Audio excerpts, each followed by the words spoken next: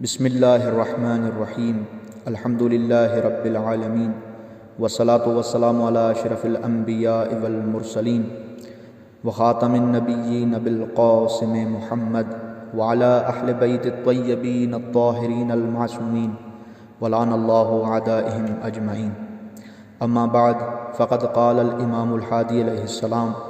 السلام علیک یا ولی اللہ انت اول مظلوم و اول من غصب حقہ صبرت واحتسبت حتی اتاک الیقین۔ سب سے پہلے میں الزہرا فاؤنڈیشن والوں کا شکر گزار ہوں کہ انہوں نے مجھے موقع فراہم کیا تاکہ میں آپ سامعین کے سامنے چند الفاظ گوش و گزار کر سکوں۔ عزیزان گرامی، ہم لوگوں نے فضائل امیر المؤمنین علیہ السلام بہت سارے سنے ہیں اور سننے بھی چاہیے، کیونکہ ذکر علی عبادت، علی کا ذکر بھی عبادت ہے،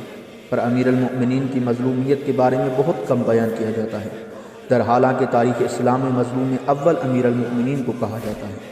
اور یہ میں اپنی طرف سے نہیں کہہ رہا، بلکہ ہمارے 10ویں ہادی امام نقی علیہ السلام امیر المؤمنین کی 5ویں زیارت میں، جس کو آگے کلینی نے بھی نقل فرمایا ہے، فرماتے ہیں السلام علیک یا ولی اللہ، درود ہو آپ پر اے ولی خدا، انت اول مظلوم، آپ پہلے مظلوم ہیں، وہ اول من غصب حقہ، اور وہ پہلی ہستی ہیں جن سے حق کو غصب کیا گیا۔ صبرت واحتسبت حتی اتاک الیقین، آپ نے صبر کیا اور احتساب کو خدا کے حوالے کیا، حتی اتاک الیقین، یہاں تک کہ آپ یقین تک پہنچ گئے، یہاں تک کہ آپ شہید ہو گئے، مگر صبر کا دامن نہیں چھوڑا اور اپنے ہاتھوں سے حساب نہیں لیا۔ بس عزیزان، عالم بشریت میں سب سے پہلا مظلوم امیر المؤمنین کی ذات مبارک ہے۔ اس بات کا سبھی بزرگان نے ذکر کیا ہے کہ جتنی مظلومیت امیر المؤمنین کی ہے، اتنی تاریخ بشریت میں کسی کی بھی نہیں ہے۔ امیر المؤمنین کی مظلومیت رحلت رسول اکرم سے ہی شروع ہو گئی تھی، اور اس بات کا مولا نے خود ذکر بھی کیا ہے اور خود بتایا ہے کہ جیسے ہی رسول اللہ کی رحلت ہوئی، میں نے اپنے دائیں بائیں دیکھا، سوائے اہل بیت کے میرے پاس کوئی نہیں بیٹھا ہوا۔ اہل بیت میں سے اس وقت جو شخصیات تھیں، حضرت زہرا تھی، حسنین علیہ السلام تھے، چھوٹے چھوٹے بچے تھے، فرمایا ان کے علاوہ کوئی میرے پاس نہیں بیٹھا ہوا تھا۔ یہ کوئی کم مظلومیت نہیں ہے، آپ خود اندازہ لگائیں مدینے کے اندر کتنے اصحاب رسول موجود تھے، کتنے ہی عشق رسول کا ڈھونگ رچانے والے موجود تھے، پر جیسے ہی رسول اللہ کی رحلت ہوتی ہے تو یہ لوگ رسول اللہ کے گھرانے کو تنہا چھوڑ دیتے ہیں اور وسیع رسول کا ساتھ چھوڑ دیتے ہیں۔ پھر آگے امیر المؤمنین جب رسول اللہ کو دفن کیا تو اپنی مظلومیت کا ذکر کرتے ہیں۔ جیسے ہی رسول اللہ کو دفن کر کے ان کی قبر سے رخصت ہوتے ہیں تو رسول اللہ سے فرماتے ہیں کہ یا رسول اللہ، اگر میں آپ سے رخصت ہو رہا ہوں تو اس کا یہ مطلب نہیں ہے کہ میں آپ کو چھوڑ کر جا رہا ہوں۔ اس جملے سے پتہ چلتا ہے کہ امیر المؤمنین کی مظلومیت میں سب سے زیادہ جس چیز کا اضافہ ہوا وہ رسول اکرم سے جدائی تھی۔ بس عزیزان، فراق رسول کا درد جتنا علی کے جگر میں تھا اتنا کسی کے پاس نہیں تھا۔ یہ جو مخالفین کہتے ہوئے نظر آتے ہیں کہ جیسے ہی فلاں کو پتہ چلا کہ رسول اللہ اس دنیا میں نہیں رہے تو اس نے اپنے نیام سے تلوار نکال لی اور کہہ رہا تھا کہ کون کہہ رہا ہے کہ رسول اللہ رحلت کر گئے ہیں، جو بھی ایسا کہے گا میں اس کو قتل کر دوں گا۔ یہ سب بیکار کی باتیں ہیں، ان میں کوئی حقیقت نہیں ہے، سوائے اہل بیت کے اور چند شخصیات کے کسی کے دل میں رسول اللہ کی جدائی کا غم نہیں تھا۔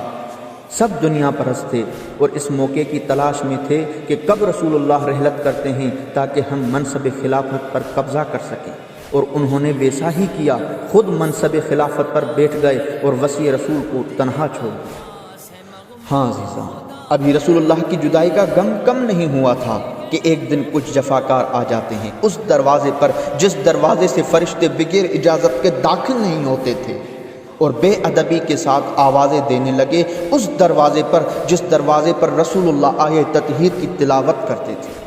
ہاں عزیزان، یہ سارے مناظر علی کے آنکھوں کے سامنے ہو رہے تھے۔ علی کی مظلومیت تو دیکھیں، مولا کے آنکھوں کے سامنے در جلایا جاتا ہے، مولا کے سامنے زہرا کو رلایا جاتا ہے، مولا کے گھر میں گھس کر مولا کے گلے میں رسی ڈال کر یہ جفاکار لوگ اپنے ساتھ لے کر جاتے ہیں۔ مظلومیت کی انتہا ہے، اس ہستی کے گلے میں رسی ڈال کر لے کر جاتے ہیں جس کی تلوار کی ایک ضرب ثقلین کی عبادت سے افضل ہے۔ ہاں عزیزان، اب یہ مظلومیت کم نہیں ہوئی تھی کہ ایک اور مظلومیت کا بھی اضافہ ہو گیا۔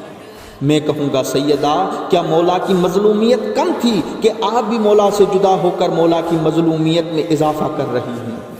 ہاں عزیزان، وہ منظر بھی آ گیا جب مولا بی بی زہرا کو غسل دے رہے تھے اور مولا کا ہاتھ اچانک شکستہ پہلو پر آ گیا اور مولا اتنی لمبی آواز میں چیخ مارتے ہیں کہ مدینے کا ہر فرد اس کو سنتا ہے۔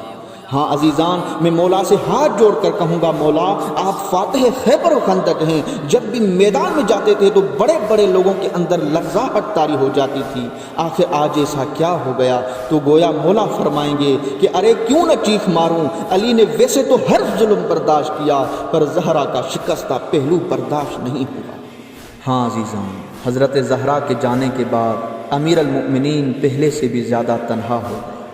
اور 25 سال مولا نے ایسے ایسے ظلم سہ کر گزار دیے۔ اے کاش مولا کی مظلومیت یہاں پر ختم ہو گئی ہوتی، پر افسوس 25 سال کے بعد مولا کے اوپر ایک نئے رخ سے ظلم ہوتے رہے۔ پہلے امیر المؤمنین پر وہ ظلم کرتے تھے جنہوں نے مولا کو اپنا امام اور پیشوا نہیں مانا تھا، اب امیر المؤمنین پر وہ لوگ ظلم کریں گے جنہوں نے امیر المؤمنین کے ہاتھ پر بیعت کر کے مولا کو اپنا امام اور پیشوا مانا ہے، مولا کو اپنا خلیفہ مانا ہے۔